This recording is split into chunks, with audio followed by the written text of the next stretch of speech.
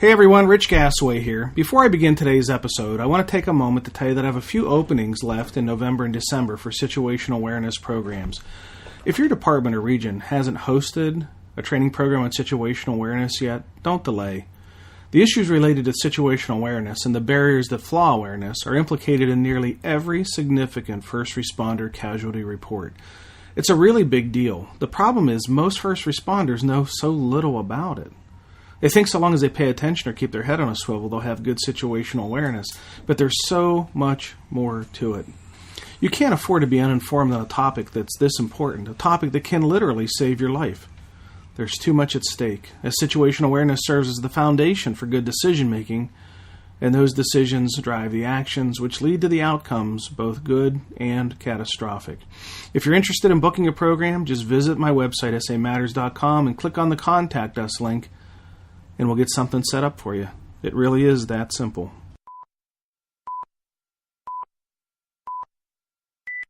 Today's episode is sponsored by Midwest Fire. For more than 20 years, Midwest Fire has been manufacturing high-quality tankers, tanker pumpers, and fire rescue vehicles in the United States and Canada. Keeping firefighters safe while enhancing their capabilities is what they do best. To learn more, go to MidwestFire.com. This is Lieutenant Jeff Cheshire from the Speedway Fire Department. You're listening to the SA Matters radio show with Dr. Rich Gasaway. The SA Matters mission is simple. They want to help us see bad things coming in time to avoid bad outcomes.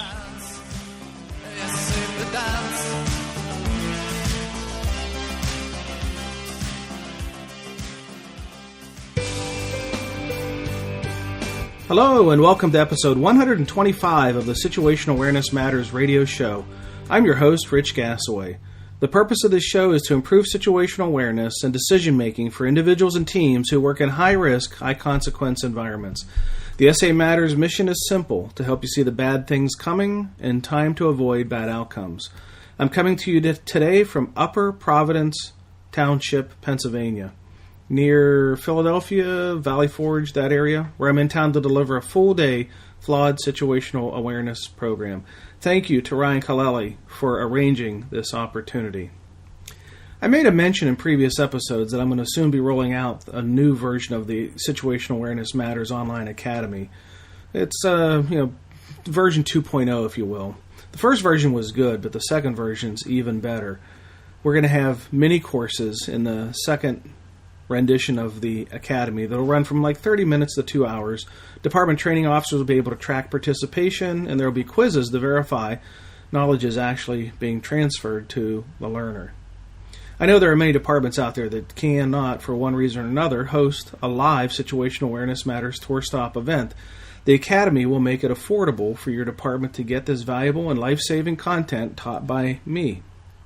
Your personnel will be able to take the classes in bite-sized increments, and then your whole organization can become proficient on these important topics of situational awareness and high-risk decision-making. Now you're probably wondering when it's going to come out. Well, not till December or January, because I've hired some professional curriculum developers to make sure that the academy experience for you is one that is awesome. I receive a lot of emails asking about when the academy is coming back, so just be patient. It's on its way.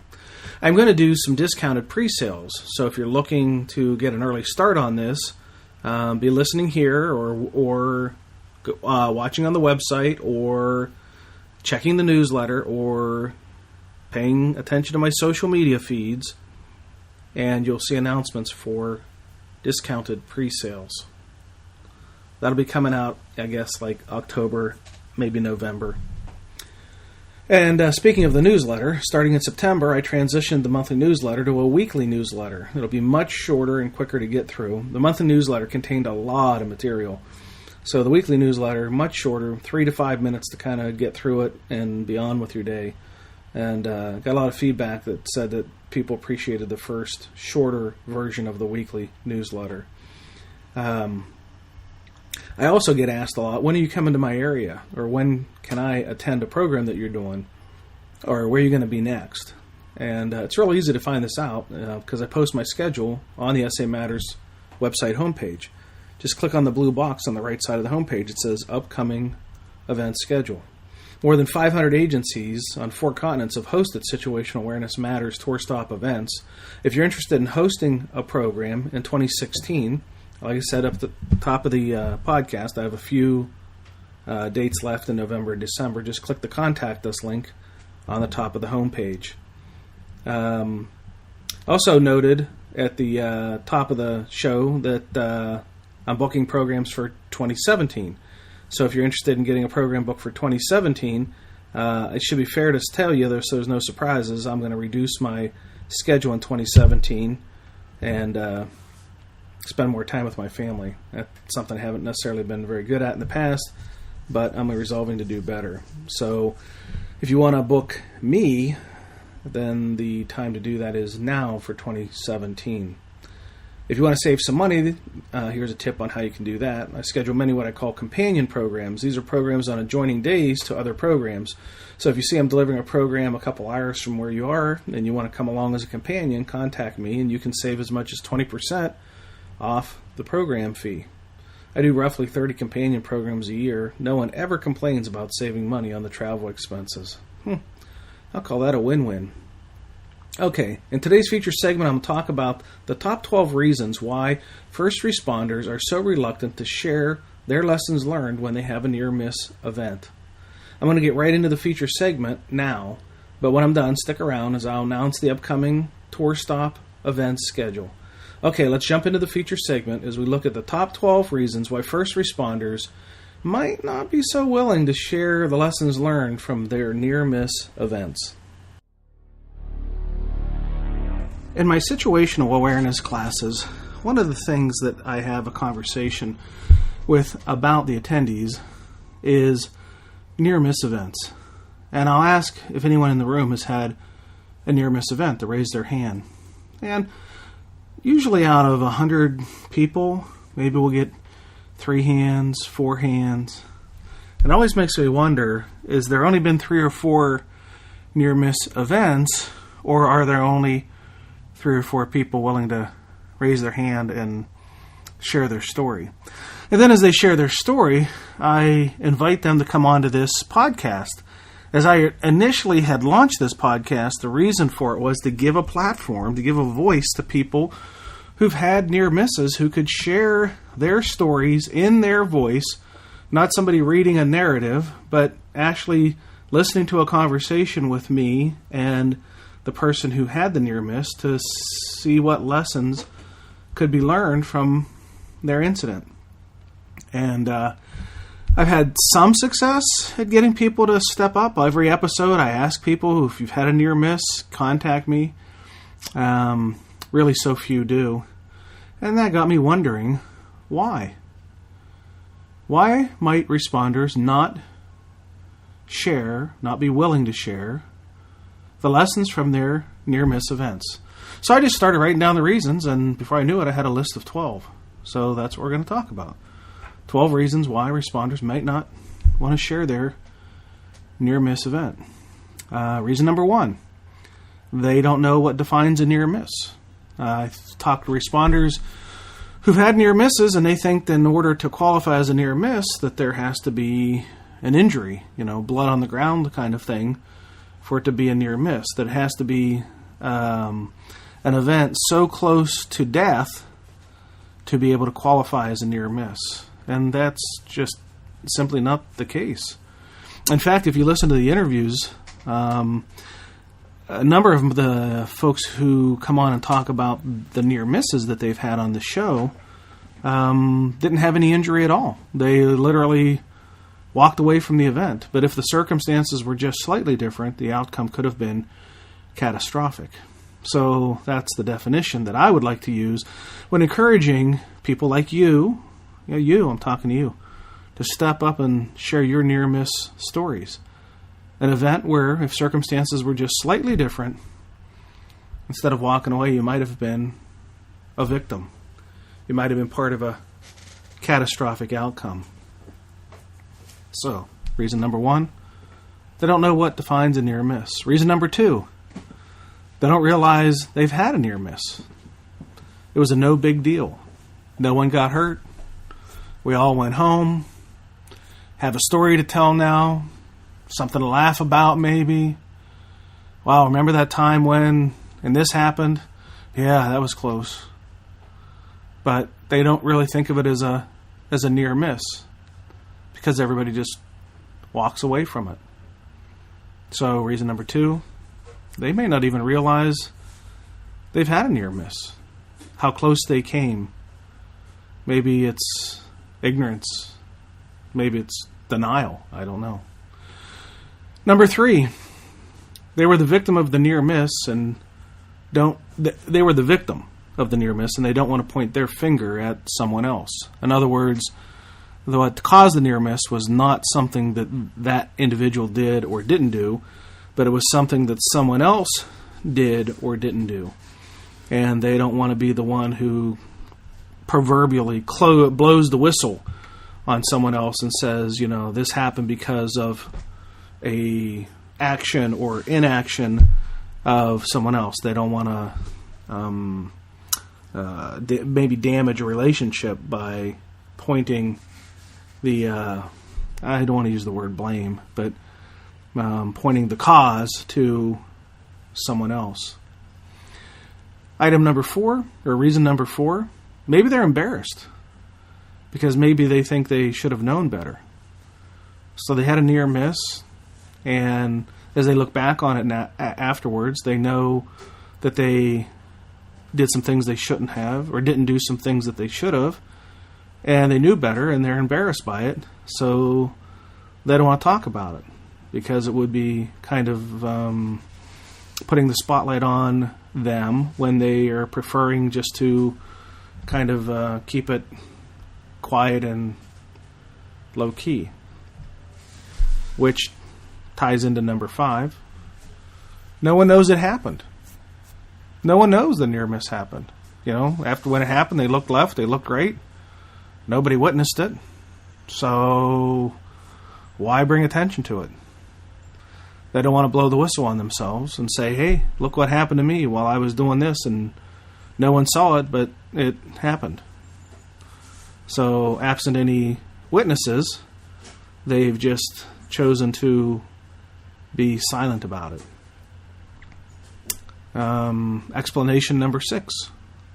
They're afraid someone will criticize them or criticize their organization, that they'll be ridiculed. And that's certainly a possibility. As fire service, we say we want to learn from each other. We want to learn from mistakes that people make, but as soon as you see someone share their mistakes or you see it shared in a video on social media or YouTube or on a fire service website, we can be pretty harsh on each other. Like tigers, we eat our young, and we eat each other up when someone makes a mistake. And there's a lot of criticism because people have a mindset of judgment instead of a mindset of learning. And the judging mind cannot learn. Make a note of that. If you're criticizing other people, you're not learning anything. But there is the concern that they would be ridiculed. Explanation number 7. They're afraid that they'll lose status or stature in the organization. That someone will see them as not being worthy of their position because they made a mistake. As if people who do this job are supposed to be perfect and flawless and never make mistakes. They're afraid that if they're seen as somebody who made a mistake or didn't do something they should have or did something they shouldn't have, that others will think less of them as a quality first responder. Explanation number 8. They're afraid they'll be seen as weak or as a failure if they admit their mistake. And you see this a lot in politics. Politicians make mistakes all the time. I'm not going to go down that road right now with our impending presidential elections, but politicians make mistakes all the time, and rarely, if ever, will they admit to their mistakes or failures because it's perceived to be a sign of weakness. And the same can happen with first responders, especially those in leadership roles. and commanders who may have overlooked something and don't want to admit that they overlooked something and contributed to the near miss, because then they'll think, well, people will think I'm weak if I admit to my failures. Explanation number 9. They're afraid they'll get in trouble, or the higher-ups will become angry at them. There'll be some consequence if they report the near miss. So the underling knows there was a near miss, and they got a story that they want to share and tell, but they know that telling that story will implicate someone further up the organizational chain than them, and they're afraid of that. They don't want to get in trouble.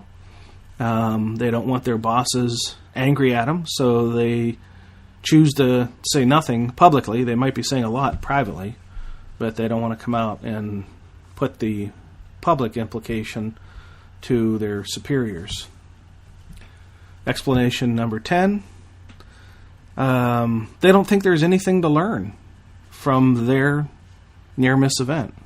In other words, they had an event and they said, "Oh, it really wasn't that big a deal. We really didn't learn that much from it. We still doing things the same way," and they kind of dismiss or diminish the value of the lessons from their near-miss event. They downplay it and say it really wasn't anything significant. I see this in the live programs when I try to get someone to talk about their near miss. Every once in a while, someone will say, "Oh, it really wasn't that big a deal," and I'll say, "Well, just tell us what happened." And when they tell us what happened, yeah, it was a pretty significant deal. They just didn't think that anybody could learn anything from what they had to say. Number 11. Maybe they're not a good public speaker, and they're afraid that they'll say the wrong thing in the wrong way, and it'll be misinterpreted. There's a tremendous fear of public speaking. In fact, it's the number one fear that people have, the fear of public speaking. And maybe they just don't feel comfortable talking in front of others. I could see this in a live event. They're talking in front of maybe 100 people, not wanting to share that story. I guess I can also see it in a recorded scenario. I find myself doing this is when I'm recording this podcast. I'm much more stressed because I know it's being recorded and therefore can be listened to forever. And there's a lot of times where I'll hit the stop button and go back and re-record because I said something wrong, or I misspoke, or I stumbled over my words, and I don't want to be embarrassed when people listen to this and say, he said something the wrong way.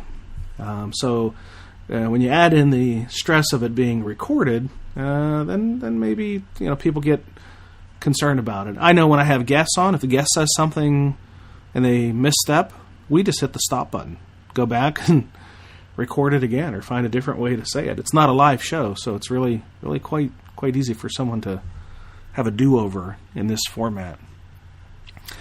Explanation number 12. Their ego won't let them admit that they've made errors.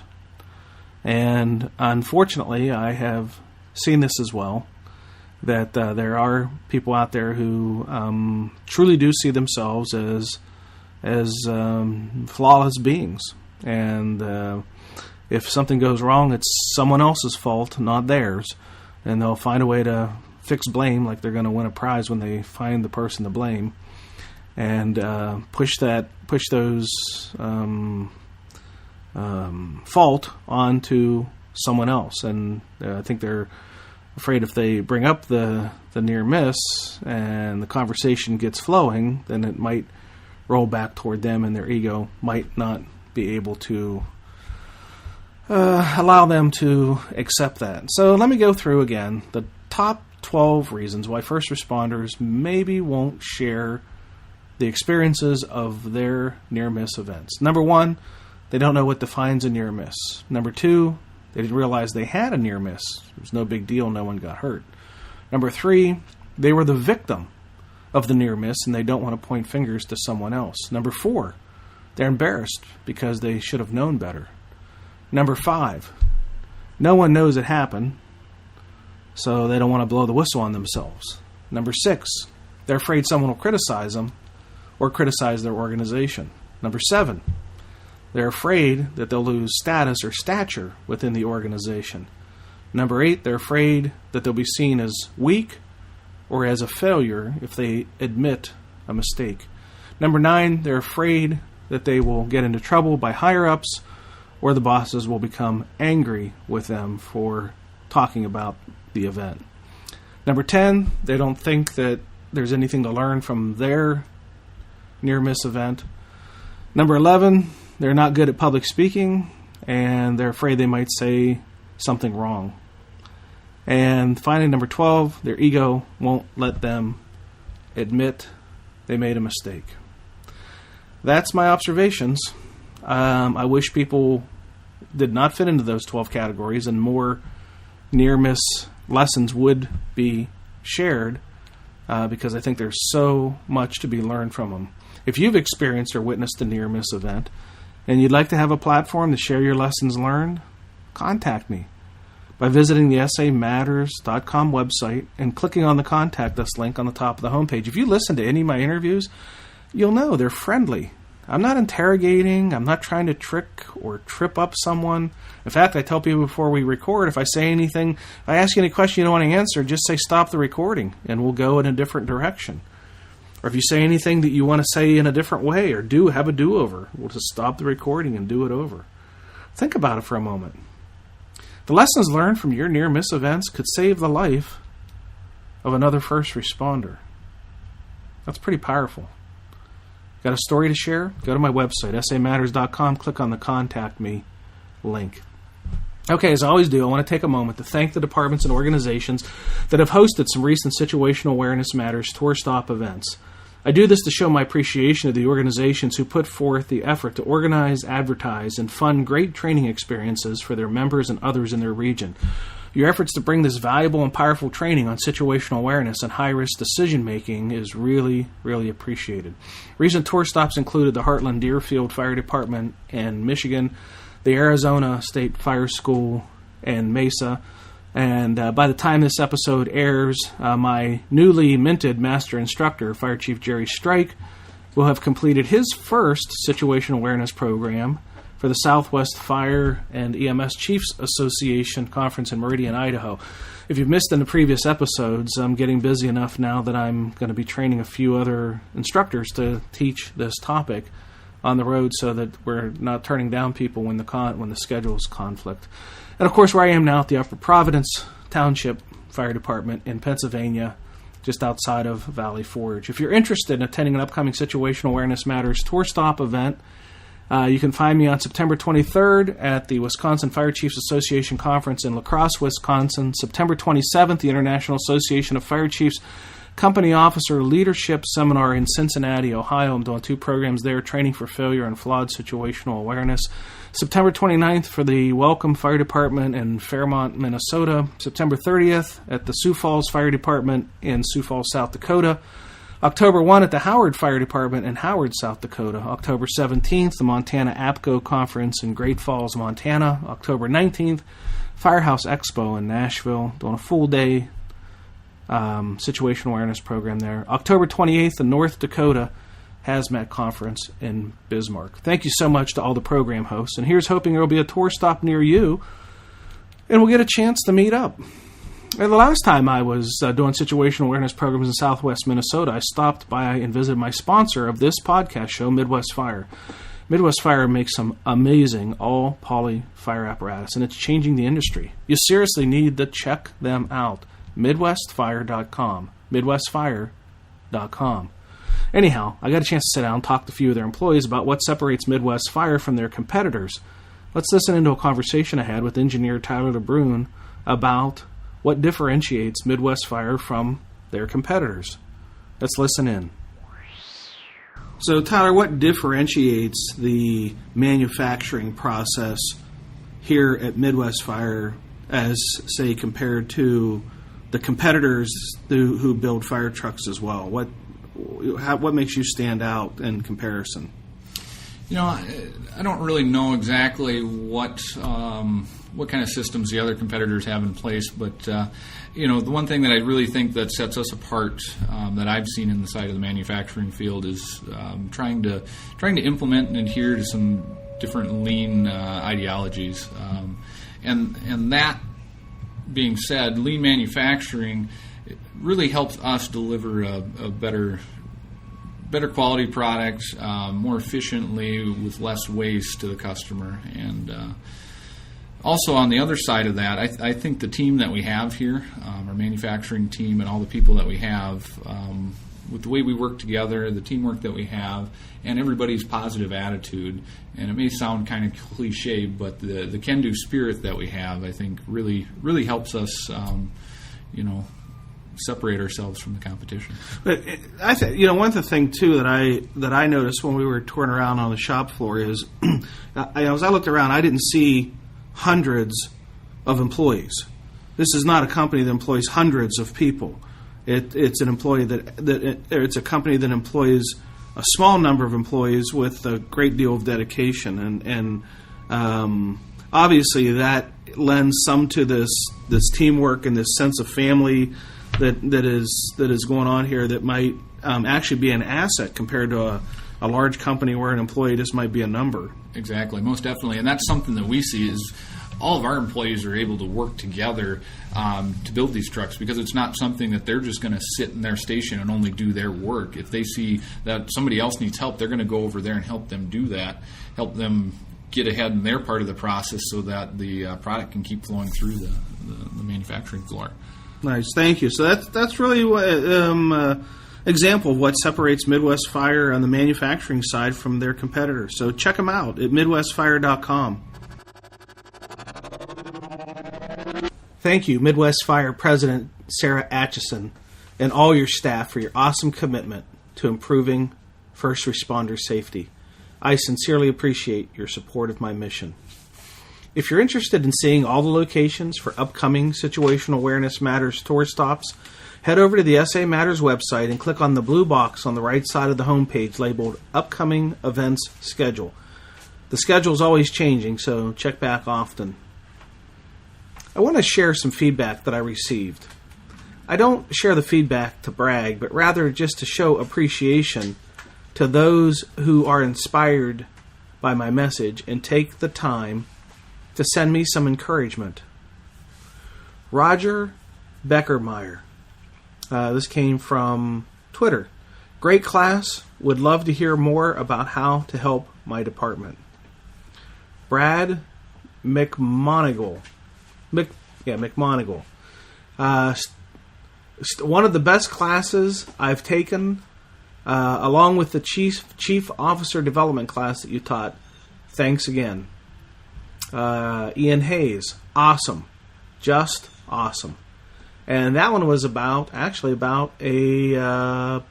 podcast on multitasking. So thank you, Ian, for feedback on that one. This one is from Melvin Toby McCloskey. It says, if you haven't had the chance to have Rich Gasaway at your station, you can always get his latest situational awareness books. This is a great person to have to teach firefighters on situational awareness. So thank you, Melvin, for putting that out on your Twitter. Michael Lafferty, great class, very important information for new and veteran firefighters. Tony Grande, which I did a program for Tony down in Alabama, said, getting a firefighter beyond the fear of embarrassment of calling the Mayday is a significant hurdle. Thanks, Rich Gasaway. Well, thank you, Chief. And John Wisenant. First day of learning in the bag. Enjoyed situational awareness with Dr. Rich Gasaway. That was from, I think, Fire Rescue International. So thank you for that feedback. Jason Caldwell on Twitter. Thanks for breaking down situational awareness, PUP, which is perception, understanding, and prediction. Thank you, Jason. If you want to send me some feedback, you can do it on social media. I'll tell you how here in just a moment. Or you can just send me an email. You just go to the SA Matters website, click on the Contact Us link, and that will send an email right to me. And I appreciate all the feedback I get from people. Okay, I have a big favor to ask of you. If you've been listening to this podcast for a while and you like it, help me out by going over to iTunes and giving it a rating and a review. I need some mutual aid here, seriously. Step up and help me out. If you don't rate the show, how will I ever know if you like it? Or if I should keep doing it? If you want to give me a suggestion on how to improve the show, shoot me an email through the SA Matters website Contact Us link. If you're not a subscriber, please subscribe. If you are a subscriber, please contact someone you know and ask them to subscribe. Thanks for the help. I appreciate it. I can assure you your reviews and comments inspire me to work harder for you. If you're a podcaster, you already know that it takes a lot of time and effort to produce, record, edit, line up show, guests. Your feedback lets me know that you appreciate that effort. Crap, I just realized I sound like a desperate voice from a public radio station asking for listener support. Sorry about that. On the bright side, I'm not asking you for any money. I guess that's the upside. Only just a moment of your time to give some feedback and a rating. If you want to learn more about situational awareness beyond the podcast, I've written 5 books on situational awareness. Each book contains critical lessons on improving situational awareness and high-risk decision-making, and you can check those books and videos out at the store link on the SA Matters website. If you're not a member of the SA Matters community of learners, consider joining. Membership is free. When you sign up, I'll send you a special report that I've created for new members called 25 Best Practices for Improving First Responder Safety. If you join, I am going to send you a weekly newsletter, a weekly email, with a summary of that week's blog and podcast. So just know that you're going to get something from me once a week. It's just a way for us to stay in touch. Doesn't mean you have to read every one of them, but I'm going to keep you in the loop as to the things that I'm putting out there, including these podcasts. If you're not a member, go to the SA Matters website, click on the red box on the right side of the homepage. It says free membership. If you want to get connected on social media, do that on Twitter, at Rich Gasaway, or at SA Matters on Twitter. If you follow both, you're going to get all the tweets twice, so I'd suggest only following one or the other. And thanks to everybody supporting me on Twitter. That's about 17,000 of you. On LinkedIn, you can find me by searching Rich Gasaway on LinkedIn. If you want to watch some videos, you can go to my YouTube channel, SA Matters TV, SA Matters TV on YouTube. Why so many platforms, you might be wondering? The blog, the podcast, Twitter, Facebook, LinkedIn, YouTube, online academy, live events, books, videos. It's because I know not every first responder consumes their content the same way on the same platform. And I'm trying to reach you on whatever platform you prefer most. Well, that's it. Episode 125 is complete. Thank you to our podcast sponsor, Midwest Fire. Thank you to all of our live event hosts, and thank you, our listeners, for sharing some of your valuable time with me today. I really appreciate your support of the SA Matters mission. Be safe out there, and may the peace of the Lord and strong situational awareness be with you always. You've been listening to the Situational Awareness Matters radio show with Dr. Richard B. Gasaway. If you are interested in learning more about situational awareness, human factors, and decision-making under stress, visit samatters.com. If you are interested in booking Dr. Gasaway for an upcoming event, visit his personal website at richgasaway.com.